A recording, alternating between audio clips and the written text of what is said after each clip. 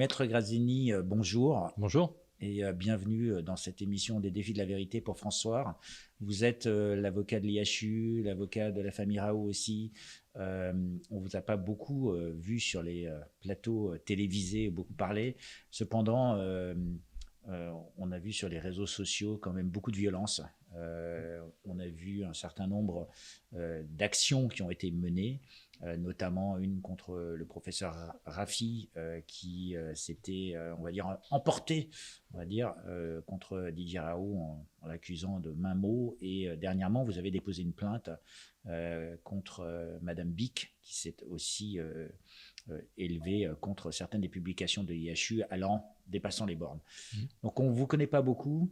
Cependant, en tant que professionnel du droit, ce qui m'intéressait, c'est de vous recevoir ici pour que vous nous en parliez d'un point de vue du technicien. Parce qu'en fin de compte, ça fait 12 mois que ça dure, qu'on attaque le professeur Raoult, qu'on attaque l'IHU. Qu'est-ce qui s'est passé ? Qu'est-ce qui s'est passé ? L'IHU est devenu comment expliquer ? Est devenu vraiment le lieu où les gens s'acharnent lorsqu'ils décident de s'attaquer à la représentation d'une forme de science qui n'est pas celle qui a été retenue de façon officielle. Voilà.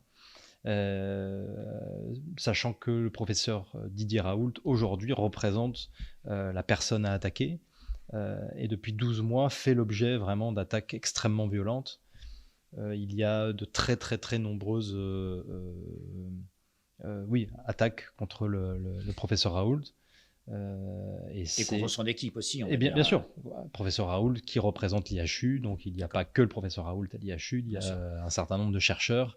Et voilà, aujourd'hui on se retrouve dans cette situation. Donc on voit ces attaques, en fait on en entend parler, il y a beaucoup de bruit autour de ces attaques, mais pour vous, en tant que spécialiste du droit, il faut les caractériser ces attaques, parce que sinon il n'y a pas matière à porter plainte. Donc c'est pour ça que vous avez attendu tant de temps ? C'est pas pour ça qu'on a attendu tant de temps. L'objectif, c'est de montrer que l'IHU ne refuse pas le débat scientifique. Au contraire, le débat scientifique fait avancer les choses, la critique scientifique fait avancer les choses, et l'IHU a une position très justement scientifique. Mais lorsqu'on dépasse le débat scientifique, lorsque la critique a des conséquences autres que sur l'avancée du débat scientifique, effectivement, il n'y a pas d'autre choix que de saisir la justice pour déposer une plainte et pour dire ça, c'est quelque chose qui n'est pas possible. Donc c'est ce qui s'est passé avec le professeur Raffi, par exemple. C'est ce qui s'est passé avec le professeur Raffi. Première fois où on a pu caractériser qu'il a dépassé les bornes. C'est pas la première fois, mais en tout cas, c'est là une des premières plaintes qui a abouti assez rapidement parce qu'on est passé par une procédure un peu particulière où il y a eu une reconnaissance des faits par le professeur Raffi, ce qui a permis d'accélérer très rapidement les choses. Il a été condamné et aujourd'hui, effectivement, c'est une procédure dans laquelle on a la démonstration que lorsque on sort du débat scientifique, la justice dit stop en disant effectivement ce n'est pas quelque chose qui est possible et condamne les gens. C'est, voilà, avec le professeur Raoult, le professeur Raoult déclarait, je crois, sur Twitter qu'il avait reçu un chèque, donc il l'a encaissé, ce chèque. Non, il l'a pas encaissé. Non, il l'a pas encaissé. C'est pas une recherche d'argent. C'est pas du tout pour ça qu'il a déposé plainte. C'est pour dire le débat scientifique, il l'accepte. Il répond au débat scientifique. Mais dès qu'on sort de ce débat scientifique, il saisira la justice pour mettre un holà et pour surtout que les choses ne s'aggravent pas. Parlez-nous un peu maintenant de cette nouvelle plainte, on va dire, qui, je crois, vous avez attaqué Madame Bic, qui est Elisabeth Bic, et une autre personne. Oui, c'est une blogueuse. Voilà, et qui représente le site PubPeer, c'est ça, on va dire. C'est ça, c'est une blogueuse qui se présente en tout cas sur les réseaux sociaux comme étant une redresseuse de tort scientifique, c'est comme ça que moi en tout cas je la qualifie, et qui s'est acharnée à l'encontre de l'IHU comme d'autres se sont acharnés, mais elle particulièrement, et directement et par l'intermédiaire d'une communauté qui vraisemblablement la soutient, en faisant des commentaires sur PubPeer qui est un site sur lequel qui est un site extrêmement intéressant à la base, puisqu'il permet, il permet le débat scientifique. Il permet le débat scientifique, tout à fait. Il permet le débat scientifique. On vient faire des critiques. Mais vous n'encouragez pas, vous condamnez l'instrumentalisation, on va dire. C'est ça, tout à fait. Et l'instrumentalisation d'un site comme PubPeer qui permet ce débat scientifique, et la façon aussi dont les administrateurs de PubPeer ont géré les commentaires et les critiques qui ont été déposés par Elisabeth Bick à l'encontre des études qui ont pour origine l'IHU, le professeur Raoult et le professeur Chabrière. Donc là, en fait, on est dans une forme de rupture d'égalité, puisque sur PubPeer, il y a des publications qui sont visées, il y a une forme d'acharnement contre une personne qui s'apparente à ce que vous caractérisez comme du harcèlement. Il y a 224 études, 224 études issues de l'IHU qui ont été analysées entre guillemets par Elisabeth Bick, qui ont été critiquées, qui ont fait l'objet de commentaires sur le site PubPeer. Donc 224, c'est énorme. Il faut passer un temps dingue pour. Elle a des ressources, cette dame, pour faire toutes ces analyses. Écoutez, l'origine de ces ressources, je ne les connais absolument pas. Mais ce qui est très intéressant, c'est que elle met en œuvre une espèce de stratégie de harcèlement à l'encontre de l'IHU, de ses chercheurs, puisque à chaque fois qu'un commentaire est publié sur le site PubPeer, les auteurs des études critiquées reçoivent une notification de PubPeer, comme quoi il y a un commentaire qui a été déposé à l'encontre de leurs études, et ils ont la possibilité d'y répondre. Mais la multiplication, si vous voulez, des notifications, plus les notifications qui ont été faites en parallèle aux éditeurs, puisque c'est ça aussi, il y a les éditeurs qui sont visés par les notifications et qui vont donc poser des questions, demander des comptes aux auteurs des études critiquées. Et tout ça, ça fait un espèce de mélange qui rend une situation où l'IHU et ses chercheurs doivent passer un temps hallucinant à répondre non seulement aux notifications de PubPeer, et à répondre aux questions qui sont posées par les éditeurs. Donc ça dépasse la critique scientifique. Donc c'est double peine pour les IHU en fin de compte. Ils doivent déjà répondre quand ils font une publication à leur pairs. Bien sûr, de façon normale, ça c'est normal. Et là on va dire qu'il y a une deuxième salve qui arrive des années plus tard, et on leur demande de répondre à des choses qui étaient il y a... C'est ça, c'est-à-dire parfois il y a même des études qui sont datées d'une quinzaine d'années, donc il faut se replonger dans l'étude, expliquer quels sont les éléments qui ont été utilisés, les démonstrations qui ont été faites, donc c'est-à-dire pratiquement refaire intégralement l'étude. Il faut répondre aux éditeurs par rapport aux critiques, parfois totalement erronées, qui ont été déposées sur le site PubPeer. Et l'objectif de tout ça, c'est de décrédibiliser l'IHU. Ça c'est quelque chose qui n'est pas possible. Autant on peut poser des questions sur telle ou telle démonstration d'une étude scientifique pour faire avancer le débat scientifique, ça c'est parfaitement légitime et c'est comme ça que la science avance, mais là on a dépassé ce niveau-là puisque ça a tourné au harcèlement. Et si vous voulez, à partir du moment où ça tourne au harcèlement, ça devient... On rentre dans le droit, on n'est plus dans la science. Enfin, en tout cas, on rentre dans l'illégalité. Mais en fait, est-ce que vous avez pu observer qu'elle faisait la même chose avec d'autres chercheurs, par exemple, ou est-ce qu'elle vise particulièrement l'IHU?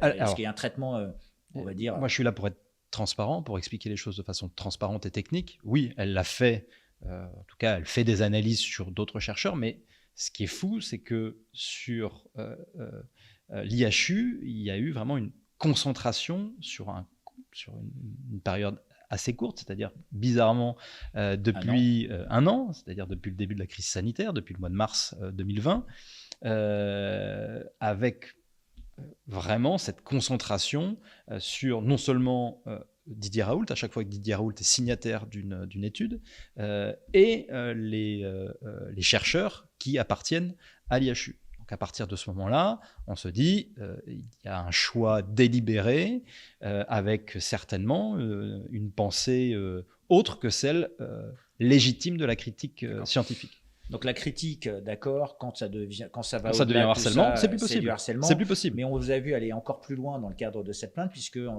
quelque part, c'est passé du harcèlement à, je crois, de l'extorsion de fonds ou des demandes de fond. Si vous voulez, le harcèlement a été, et c'est pour ça qu'on a déposé plainte. Vous me posiez la question tout à l'heure, pourquoi vous pensez qu'on a mis autant de temps? En fait, on n'a pas mis autant de temps, c'est-à-dire que l'IHU a pu accepter de subir la critique scientifique. Et c'est pas parce qu'il y a des gens qui viennent critiquer sur PubPeer les études de l'IHU que ça pose une difficulté. La difficulté, c'est quand leur nombre et leur concentration devient importante, mais lorsque c'est ce harcèlement, ce mode de harcèlement, est une étape à une autre infraction. Et lorsque Madame Elisabeth Bick dit en substance... Je pourrais vous reporter à des tweets qui sont sur Twitter, sur le réseau social Twitter. Mais dit en substance, moi, j'arrête de faire de la critique des études de l'IHU si soit vous m'embauchez pour que j'analyse les études de l'IHU, soit vous pouvez même me financer.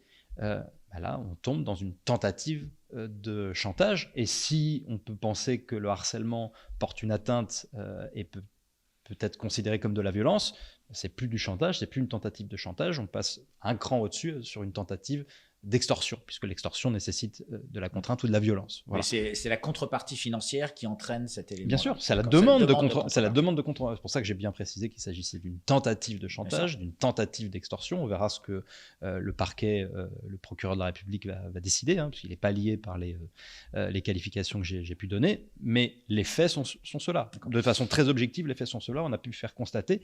Et surtout, c'est là où je veux vous démontrer qu'il y a une difficulté. À partir du moment où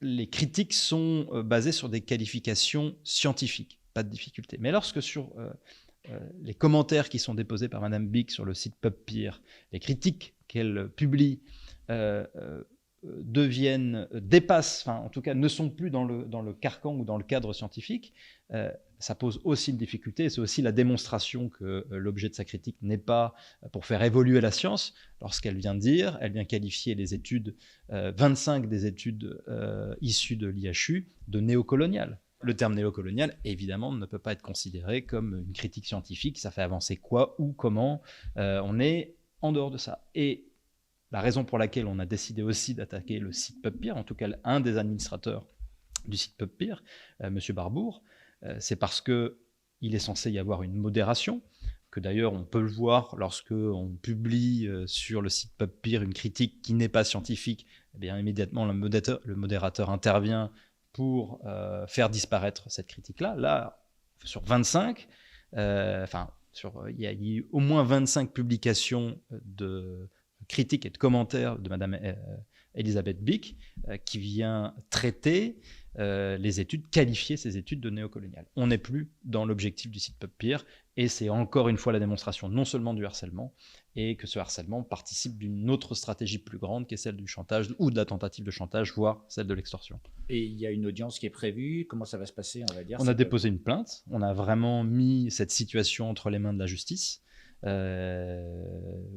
Voilà, on attend que le procureur de la République fasse son enquête. C'est lui qui nous dira est-ce que oui ou non ces faits sont constitutifs d'une infraction. Mais c'était important de dire nous acceptons, quand je dis nous, c'est l'IHU accepte la critique scientifique et acceptera systématiquement la critique scientifique. Et toutes les personnes qu'elle a décidé d'attaquer, parce que si vous voulez, l'IHU fait depuis un an l'objet de critiques multiformes, protéiformes et en grand nombre. Donc si vous voulez, si on devait attaquer tout le monde, ça serait pas possible. Mais tant que ça reste dans le débat scientifique, aucune difficulté. Si ça dépasse le débat scientifique, l'IHU a décidé de se défendre en déposant plainte, en saisissant systématiquement le procureur de la République, et ça a été le cas concernant Madame Elisabeth Bick lorsqu'elle a dépassé ses bornes en faisant une demande de financement ou de contractualisation concernant les analyses ou les commentaires qu'elle va faire. Juste une dernière question. Donc, l'IHU, on a vu, on va dire, beaucoup de supporters de l'IHU qui se sont posés des questions. Est-ce que l'IHU allait contre-attaquer? Quand est-ce qu'ils allaient contre-attaquer? Qui ont poussé un petit peu. Donc, vous ne poussez pas, on va dire, à la consommation du droit. Vous poussez au dialogue scientifique d'abord et après à la science du droit. L'IHU pousse au dialogue scientifique. l'IHU fait appel à la justice lorsque justement, c'est ce que je venais de vous dire, lorsque justement on dépasse ça. Et surtout, il ne faut pas galvaniser les troupes. L'idée, c'est pas encore une fois, c'est pas d'opposer les gens les uns par rapport aux autres. Encore une fois, c'est de faire évoluer le débat scientifique. Des propositions sont faites, des études sont publiées, des recherches importantes de qualité sont issues de l'IHU. C'est quelque chose qu'il faut reconnaître absolument et ne pas toujours mettre une étiquette. C'est très facile, c'est des choses qu'on fait beaucoup.